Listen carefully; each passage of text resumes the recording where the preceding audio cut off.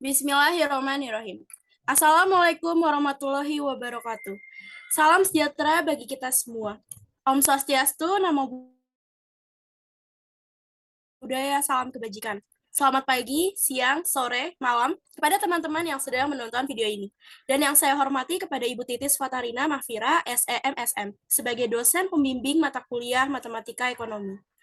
Puji dan syukur kita panjatkan kepada Tuhan Yang Maha Esa, karena berkat dan rahmat-Nya kita dapat diberi kesehatan. Perkenalkan, kami dari kelompok 2 yang terdiri dari saya sendiri, Hosiana Gracia De Haryanja sebagai moderator, dan teman saya, Afia Aulia sebagai presentator pertama, Onasis Dwi Haryanta sebagai presentator kedua, dilanjutkan oleh saya sendiri sebagai presentator ketiga, dilanjutkan oleh Nabilah Nur Abidah sebagai presentator keempat, dan dilanjutkan oleh Mita Oktaviana sebagai presentator kelima. Pada video ini, kami akan mempresentasikan materi kami yang berjudul Pengaruh Pajak Spesifik Terhadap Keseimbangan Pasar. Pengertian dari pajak sendiri ialah pungutan wajib dari rakyat untuk negara. Pajak berfungsi untuk membiayai pengeluaran-pengeluaran, dan manfaat pajak ialah untuk melakukan pembangunan hingga membayar gaji pegawai negeri. Lalu apa saja pengaruh-pengaruh pajak? Berapa beban terhadap konsumen dan juga produsen, serta berapa biaya yang diterima oleh pemerintah? Nah, untuk mengetahui jawaban-jawaban dari pertanyaan tersebut, marilah kita perhatikan dengan baik penjelasan yang akan diberikan oleh presentator pertama kita kepada Afia Aulia. Saya persilakan.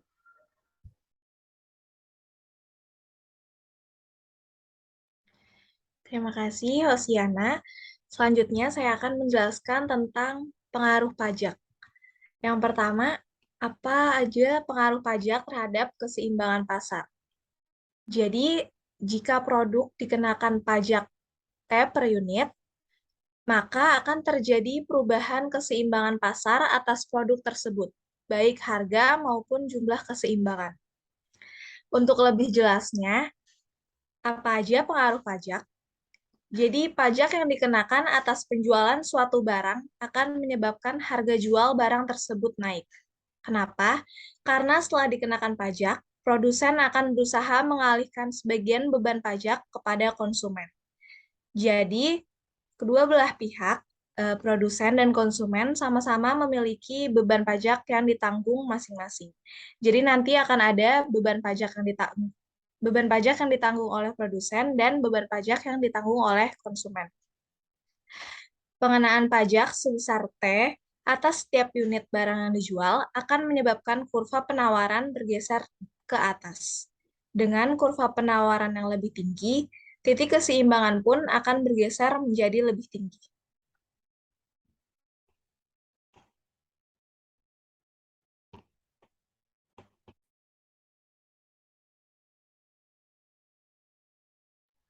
Baik, terima kasih kepada Afia yang telah memaparkan materinya. Pemaparan materi selanjutnya akan dilanjutkan oleh presentator kedua kita kepada Onasis Dwi Haryanta. Saya persilahkan.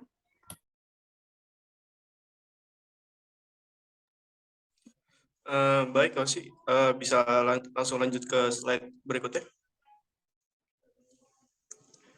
Oke, fungsi permintaan akan suatu barang ditunjukkan oleh persamaan QD sama dengan 24 dikurangi 2P. Sedangkan penawaran QS sama dengan minus 4 ditambah 2P. Terhadap barang tersebut dikenakan pajak sebesar 2 per unit.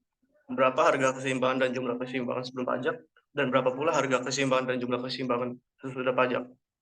Oke, next slide. Oke, pertama-tama kita kerjakan dulu keseimbangan sebelum pajak. Dan rumus itunya, fungsinya Q sama dengan A tambah BP atau P sama dengan A tambah BQ.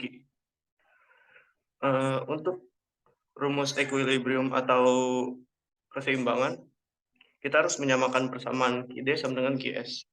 Jadi QD sama dengan QS, 24 dikurangi 2P sama dengan minus 4 plus 2P. Lalu disederhanakan min 2P dikurang min 2P sama dengan min 4 dikurang min 24.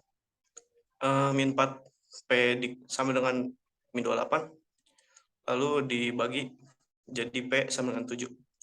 Lalu kita substitusikan P sama dengan 7 ke dalam salah satu persamaan, Q sama dengan 24 dikurangi 2P, Q sama dengan 24 dikurangi 2 kali 7, jadi Q sama dengan 10. Jadi, titik keseimbangan pasar sebelum dikenai pajak berada di saat harga sebesar 7 dan jumlah sebesar 10. Oke, next slide. Untuk keseimbangan sesudah pajak, pertama-tama kita harus rubah dulu fungsi penawarannya dengan cara berikut. QS sama dengan minus 4 ditambah 2P. QS aksen atau QS yang sudah dikenai pajak sama dengan minus 4 ditambah 2 dalam kurung P min 2. QS aksen sama dengan min 8 tambah 2P. Kita masukkan persamaan QS itu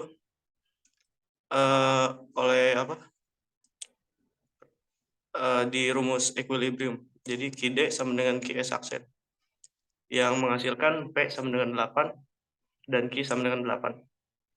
Jadi, titik keseimbangan pasar sesudah dikenai pajak berada di saat harga sebesar 8 dan jumlah sebesar 8. Titik equilibrium sebelum dan sesudah dikenai pajak. Oke, bisa kita lihat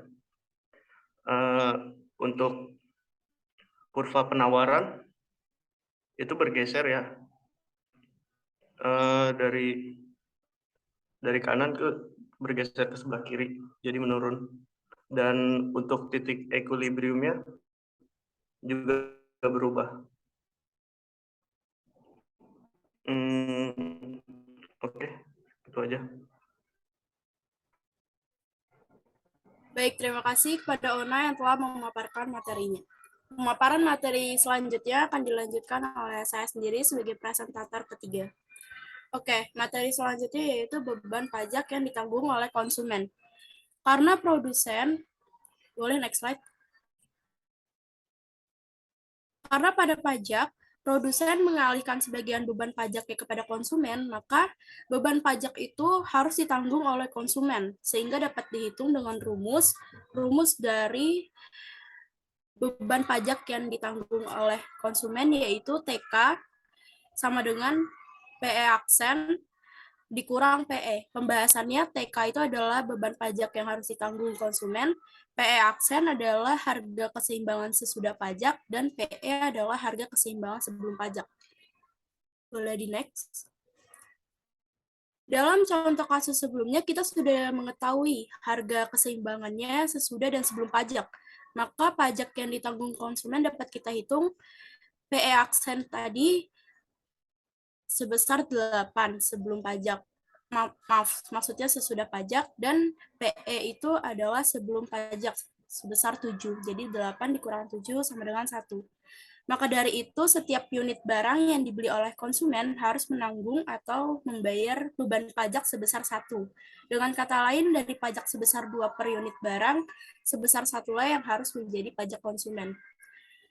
Catatan tambahan, kalau beban yang harus dibayar oleh konsumen tidak boleh lebih dari total pajak, karena total pajak itu harus dibagi oleh produsen dan juga konsumen. Jadi sebelumnya pada soal total pajak sebesar 2, maka dari itu total pajak yang dibayar oleh konsumen tidak boleh lebih dari 2. Baik, itu saja materi yang dapat saya sampaikan. Pemaparan materi selanjutnya akan dilanjutkan oleh presentator keempat kita, kepada Nabilah Nur Abidah. Saya persilahkan. Baik, terima kasih Oceana. Selanjutnya saya akan membahas mengenai beban pajak yang harus ditanggung oleh produsen. Untuk mencari besar beban pajak yang akan ditanggung oleh produsen, kita pertama-tama harus mencari hasil dari selisih antara pajak per unit barang dengan bagian pajak yang menjadi tanggungan konsumen, sehingga dapat dirumuskan sebagai berikut, yaitu TP sebagai pajak yang ditanggung produsen sama dengan T, besarnya pajak per unit barang dikurang TK, atau pajak yang ditanggung konsumen. Sesuai pada contoh kasus yang sudah dibahas tadi, dapat dihitung besaran pajak yang akan dibayar oleh produsen yaitu TP sama dengan 2 dikurang 1 sama dengan 1. Itu berarti pada setiap unit barang yang dijual dan diproduksi, produsen harus membayar pajak sebesar 1.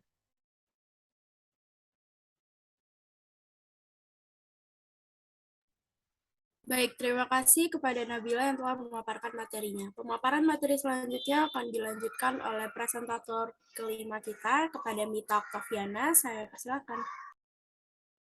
Baik, terima kasih Hosiana. Selanjutnya adalah jumlah pajak yang diterima oleh pemerintah. Penerimaan dari pajak merupakan salah satu sumber pendapatan utama pemerintah. Jadi pajak yang telah disetorkan rakyat kepada pemerintah akhirnya kembali ke rakyat lagi. Tapi dalam bentuk lain seperti membangun prasarana publik, membayar cicilan utang negara, dan lain-lain. Besarnya pajak yang diterima oleh pemerintah dapat dirumuskan dengan T sama dengan T dikali T. Pembahasannya, T jumlah pajak uang diterima oleh pemerintah, T jumlah barang yang terjual sesudah pengenaan pajak, dan T adalah besarnya pajak per unit barang. Sesuai dengan contoh kasus sebelumnya, dapat dihitung jumlah pajak yang diterima oleh pemerintah yaitu T sama dengan 8 kali 2, yaitu 16. Jadi jumlah pajak yang diterima oleh pemerintah sebesar 16.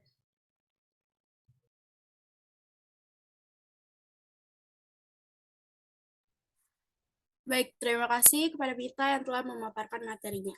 Cukup sampai di sini materi pengaruh pajak spesifik terhadap keseimbangan pasar yang dapat kelompok kami sampaikan. Apabila ada ucapan maupun perilaku yang kurang berkenan, mohon dibukakan pintu maaf yang sebesar-besarnya. Mentari senja telah tenggelam, hujan turun mulai terjatuh. Saya tutup presentasi dengan salam. Wassalamualaikum warahmatullahi wabarakatuh.